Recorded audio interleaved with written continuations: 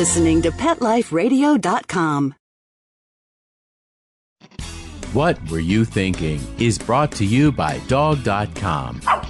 For everything and anything dog, shop Dog.com today for all the top brands. Greenies, Frontline, Kong, Nylabone, Royal Canin, and more. Shop at Dog.com and use the promo code SADTHINK, SADTHINK, and get $15 off your order of $75 or more. You've had a long day at work, and you can't wait to just get home, take off your shoes, plop yourself down in your favorite chair, and relax. You walk up to your tranquil residential home and your neatly manicured lawn in your quiet suburban neighborhood, put the key in the lock, open the door, and...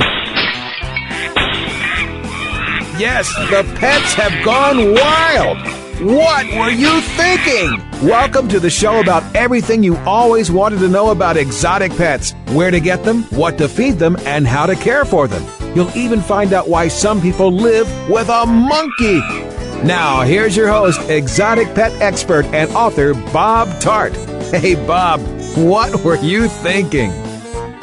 Hi, I'm Bob Tart, author of the books Enslaved by Ducks and Foul Weather. I'm a little out of breath here. I just got back from a walk down to the river with Linda. It's November 21st today, and we are always, from a birding point of view, on the lookout for interesting ducks on the river, just to see what's out there. Sometimes we might get buffleheads or golden eye or something, other than the normal mallards, although we tend to see those more coming through in the spring than in the fall, but it's that time of year when it's very possible, so we were doing that. I'm taking a break from the phone interview shows and doing a so-called studio show this week, and maybe even for the next show too.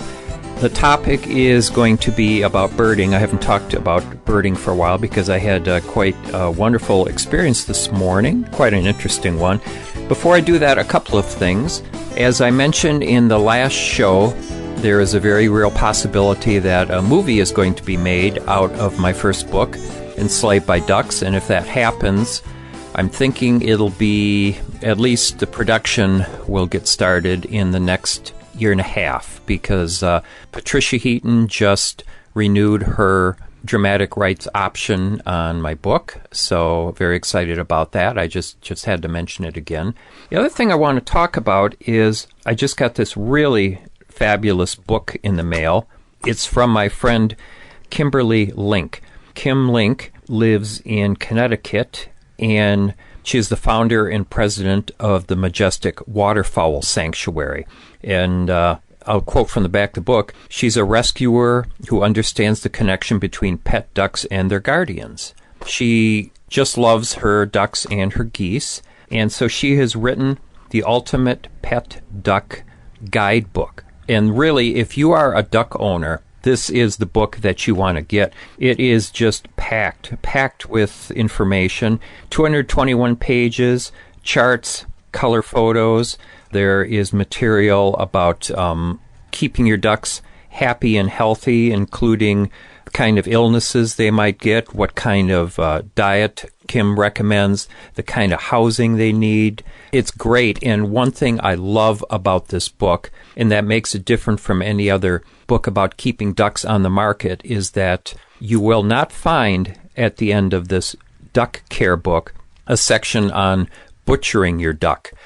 And that's something I've had to live with. I mentioned that in Enslaved by Ducks, that much to my discomfort, that when I would buy books about caring for our ducks so that we could learn about them, that there was always a section on the back on eating the ducks. The concept of having ducks as pets apparently was quite alien to folks. So this is the first really comprehensive guide that I've seen that is just about caring for and loving the ducks. So, Kim, thanks a lot. I'm going to have her as a guest on the show, and I'm going to mention her book in a couple episodes, too, just because I want the word to get out there, because the Majestic Waterfowl Sanctuary does great work, and this is an absolutely indispensable book to have. You can get a copy by going to Amazon.com, or you can also go to majesticwaterfowl.org. That's all one word, www.majesticwaterfowl.org. So let me give a shout out to Kim. Hi, Kim. Thanks for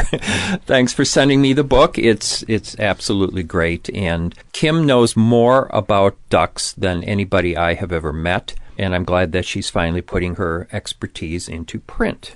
So this week, I say this week as if I put out podcasts weekly.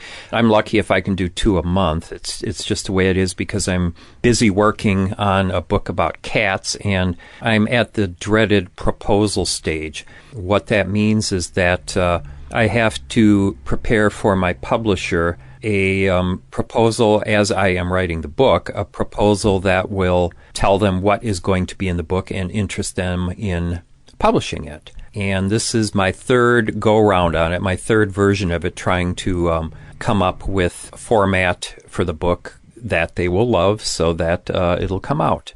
So the new book is going to be about our cats, and it's called The Funnel of Happiness. And I do have 9 chapters, probably 9 out of 14 chapters, somewhat written. I say somewhat because they're going to have to conform to the proposal. So wish me luck on that. From time to time, I do a show about birding, and that is bird watching, about looking at wild birds, because that's a really big interest of mine. Last, probably February, I did a show with book character Bill Holm, who's been a guest, I think, about 3 times, if guest is the right word, an annoyance, a nuisance. He has been on What Were You Thinking? And we had a show about going to find white-winged crossbills last winter. I had hoped that Bill would come with me on my quest this time around, but he's sick. He's been sick for over a week now, coughing, lung problems, all kinds of nasty stuff. He insists that it's not the flu, that it's a virus. I guess in Bill's world, the flu is caused by a spore or a mutant bacterium. So I'm hoping he comes around, and I'm sorry he couldn't go with me because I actually almost didn't go at all because I'm such a lazy soul. Here's the background on this really rare and extraordinary bird that I set out in search of today. Last Saturday, just a week ago, there was a posting on the birding listserv that I belong to that in St. Joseph, Michigan, at a place called Tiscornia Park on Lake Michigan, there was a sighting of a bird called an ancient murrelet. Now, this is an extraordinarily rare bird. The murrelet is in the family of birds called alcids, and if you haven't heard of alcids, you are like most of us, because these are birds of the northern, if not Arctic waters, although I guess northern is more accurate. Some of the alcids are, compared to penguins, they have kind of a penguin look about them, although they are flighted. This bird, the ancient murrelet, is so rare in eastern North America that if you have a Peterson's Field Guide to the birds of eastern North America, you will not find it in there at all. So it's quite staggering that this bird that lives off the waters of Alaska and the northwest coast of America and Canada would ever end up in Lake Michigan, but it has. When I first heard about the bird last week, I was shocked and excited, but being Bob, a rather sentimental soul, I have to tell you I was actually a little bit bothered to hear about it. I felt the same way hearing about the bird that I felt when I was in our Meijer store. It's a bit like a Walmart in that it has groceries and everything you could think of, and they used to sell pet birds, which I didn't like because I don't like people walking into a store and just on impulse picking up a bird and bringing it home. I was in the Meijer a couple years ago when a cockatiel had gotten loose, and I could hear it calling from way high up in the beamwork. And I found that very distressing. A little less distressing was just a couple weeks ago, beginning of November. For some reason, there was a butterfly loose in mire when I was walking through. In both cases, you know that there's probably not a good end in sight for the creature. So I felt that way when I heard about this ancient murrelet, because it was so far off course, and it's a pretty small bird, although what that has to do with it, I don't know, but it seemed even more vulnerable to me because it's on its own, and plus it's only about a foot long, but that's a ridiculous comment when you think that a bird like a golden-crowned kinglet, almost one of the tiniest birds that we have, just thrives in the coldest temperatures in New England. But they're supposed to be there. And the ancient murrelet, this near penguin of a bird, is not supposed to be in Lake Michigan. So I have to tell you, I'm such a sensitive soul. When I heard about this bird being off the pier at St. Joseph, Michigan, last Saturday, it disturbed me, and I actually had a little trouble falling asleep, worrying about the bird, which is pretty silly. But as the week wore on, there were more sightings of the bird and reports of it diving and feeding, and it started kind of resonating in me that I hadn't been on a trip in quite a while to look for birds. And I'm one of those people. I'm not a really good birder. I met a lot of good birders today. The birders I met today are definitely A-level birders. I think just about every one of them. I would give myself a C, maybe a C minus, in that there are some birds I know pretty well, but vast majority not. But I was interested also because there were a few other birds people were seeing that were seabirds that were showing up at this pier. When I say at the pier, it's off at quite a ways, but still. So I decided yesterday, Friday, that I would, today, Saturday, get up early and drive. It's Gypsy. Gypsy is my GPS unit, and Gypsy told me that it's 99 miles one way to St. Joseph, Michigan, from Lowell, Michigan, where I live. And it's kind of a ways, but I thought it would be still a good thing to do on a Saturday morning. I thought that when I got everything ready yesterday, but I woke up this morning headachy, didn't sleep all that well, and I was even more whiny than usual, and I was telling Linda that I just didn't think I was going to bother to go look for this bird, because, first of all, even if this bird was seen every single day, there's nothing to say that it would be still here today, and it's an hour and 45 minutes one way to St. Joseph, and I'm a very lazy person, and I'm also, even though I'm lazy, I'm kind of work-driven in that when I'm working on a book, it's always kind of in my mind, so I'm always kind of working on that, or I'm doing something on my computer, but I'm lazy as far as, I guess, physical activity, even something as low impact as driving is concerned. So I woke up this morning, I don't think I'm going to go. I got a headache. But Linda talked me into it. She wasn't able to go because of her back problems. But, the bird was not seen at all yesterday.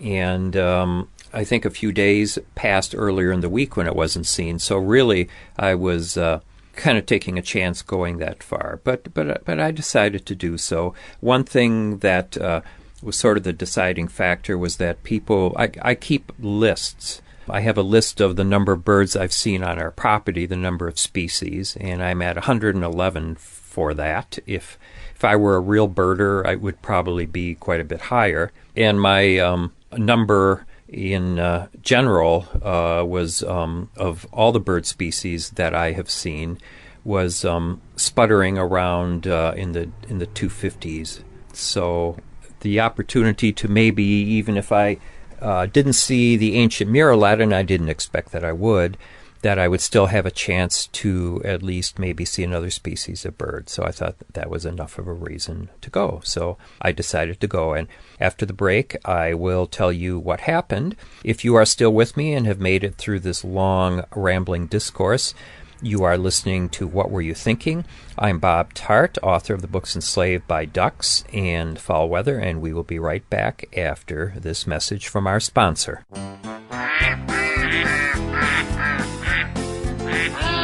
What Were You Thinking will be right back after Bob gets the ducks out of his living room. Don't go away.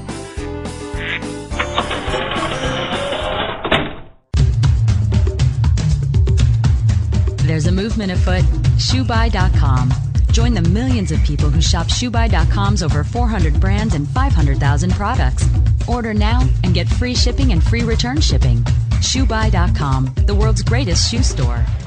Walk your dog in style and comfort. Enter the code THINKING, THINKING, at checkout and get a 10% discount plus free shipping at ShoeBuy.com.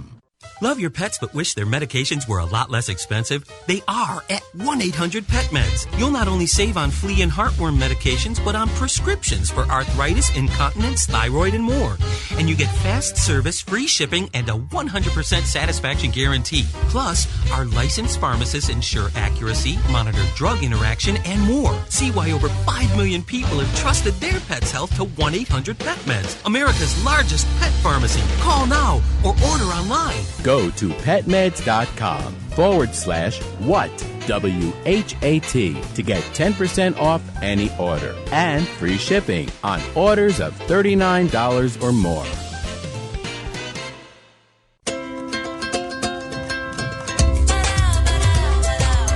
At Petco, we really love pets. There isn't anything we won't do to make sure they're getting the best products and the best care. So when you ask us a question like, so how do you feel about cat condos? We can say from experience, Feels like home. For her. Enter the code WHAT, W-H-A-T, and save 10% on orders of $65 or more, plus free shipping at petco.com. Hello? Danica, where have you been? Oh, Grandma, I've been busy, racing, GoDaddy girl. Oh, I built my own online store with GoDaddy. Really? Let me see. Grandma'sAuction.com. Hey, aren't those Grandpa's golf clubs? Grandma needs her bingo money. Use promo code WHAT10, W-H-A-T, the number 10, and get a .com domain name for just $7.49 at GoDaddy.com.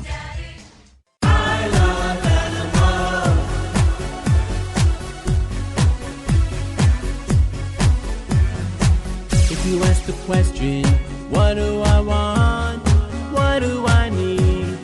I'll take affection. I really should mention I need time, I need love, I crave attention. Listen to waiting by the door, with shaking tails and happy hearts, and running circles round the floor. That's always when the party starts. For me, they are my friends, they are my children, they are the furry feathers and dreams. They are my family, they understand me, that's how I love my pets. I Love My Pets, the new single by Mark Winter, available on iTunes. Aquariums and pond keeping are among the most popular of all hobbies in the United States and throughout the world. In fact, fish are probably the most numerous pet in people's homes and in their businesses. In Aquarium Mania, we'll learn more about the secret and not-so-secret life of fish and other inhabitants, the basics of good aquarium keeping, the complexities of the aquarium industry, and the science and art that surround this fascinating hobby. I'm your host, Roy Anong, and I'd like to thank you for joining us. Aquarium Mania. Every week on demand, only on PetLifeRadio.com.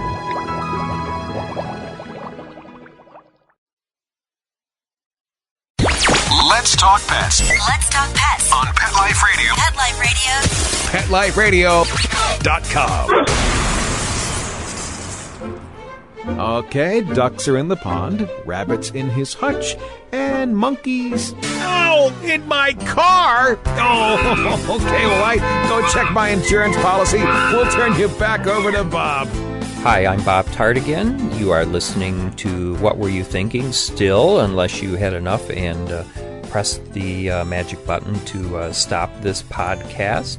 So I got out of the house fairly early for me, which was about 8:30. It takes a while to get going because I have bird chores in the morning. I didn't even do the outdoor chores this morning. Linda was kind enough to volunteer to do them. But what I have to do when I wake up in the morning is, first of all, I have 5 cats to feed, and 2 of them are on special diets. Our cat Lucy needs to have something for her bladder stones. Only Lucy would have a bladder stone problem. And our cat Tina has a food allergy, and I hate to admit it, but she can only eat the special food that's made from, I can hardly say it. Kim Link, if you are listening, please plug your ears. I'm afraid it is a duck-based pet food. So it's sad, but that's what we're stuck with right now. So I have to do that in the morning, and then take the cover off something like 7 bird cages, take all the covers off, and then feed them. And feeding at least 3 of the birds is a little bit complicated because it involves chopping up at different sizes various fruits. And this morning, the linealated parakeet and Bella, my African gray timna, and another bird, they got chopped pear, apple, and orange. I'd been trying them with mango a little while ago, but they didn't seem to care for that. So anyway, that kind of slows you down a little bit in the morning. So I finally I got to Tiscornia Park thanks to Gypsy, my GPS unit. She did a pretty good job getting me there. And Tiscornia Park is a beach on the northern part of the city of St. Joseph on Lake Michigan, and there is a pier, and it's quite a long pier. I think someone said it was 400 yards long. So I walked out on the pier. I saw a couple birders right away, and I asked them if the murrelet was being seen, and they were a little discouraged, and they said no, it wasn't, but that there was something called a little gull. And a little gull is not the most common bird. It's also a bird that I wanted to add to my species list. I'd never seen a little gull. So I was still in a pretty good mood. It was a spectacular day for November. November 21st in Michigan, you usually don't even want to step outside. This year, though, I think we were up around 50 or maybe into the low 50s, and the sun was out and shining. Just a beautiful day. It felt to me more like a day in early October rather than late November, so I was fine about it. I walked to the end of the pier, and there were probably about 30 birders there with their scopes set up, and that's because the word had really gotten out about this bird. One fellow that was there, who was also from the birding listserv that I belonged to, he got up at 3:30 in the morning to drive to St. Joseph from the other part of the state. He's in the eastern part of the state. So you got a lot of really dedicated people looking for birds. So I had a little trouble finding the little gull on my own because it looks a lot like Bonaparte's gull. There were a lot of Bonaparte's gulls flying around, and I was very happy for the other birders because they were able to point the little gull out to me. I should say birders, at the risk of being negative at all, they're an unusual lot. And you always get a few who seem more interested in proving their vastly superior knowledge than in really helping out too much. There was one fellow that was there, and I asked him about the murrelet. I said, would that be one of the rarest birds that ever came to Michigan? And he kind of snapped at me. He said, I wouldn't know. I'm not from Michigan. I'm from another state. So I didn't find that really helpful. But for the most part, the people there were just wonderful. They had their scopes set up, and when they saw a bird, they would step back and invite people who only had binoculars to go up and look through the scope. Sometimes you need a scope. It's it's a telescope, and you can see further than that. So I was really lucky because this murrelet, even the days that it has been seen, it certainly does not hang around all day. It flies in for its own mysterious reasons, feeds for a while, and then leaves. So imagine my surprise when I figured the only bird I would get today was the little gull. And there were other birds out there. There was a red-necked grebe, which is a nice bird. That was not a new one for me. Several Bonaparte's gulls, and a few other things. But I was only there about 15 minutes when suddenly a fellow said, "It's here. I've got the murrelet." And it was just pandemonium. In fact, it was so much pandemonium that one fellow from the birding group, and in the nicest way, he had to call out, and he said, "Don't panic, people. You're going to see the bird." And he tried to calm people down and get everyone to stop yelling so that he could tell us where the bird was. I didn't think he'd be able to do that, because it's one thing if you are in a woods and somebody can say, "See that tall tree over there next to the row of evergreens just in front of the McDonald's sign," or something like that.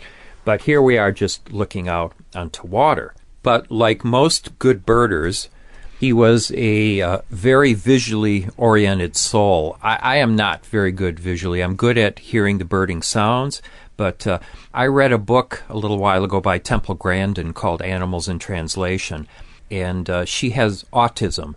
And she made the comment that people who have autism, they see things differently. Their brain processes images different. And I'm paraphrasing what she's saying here, but she talked about people seeing things, people who are autistic, at least in her experience, seeing things more as a collection of parts and pieces than as a unified whole.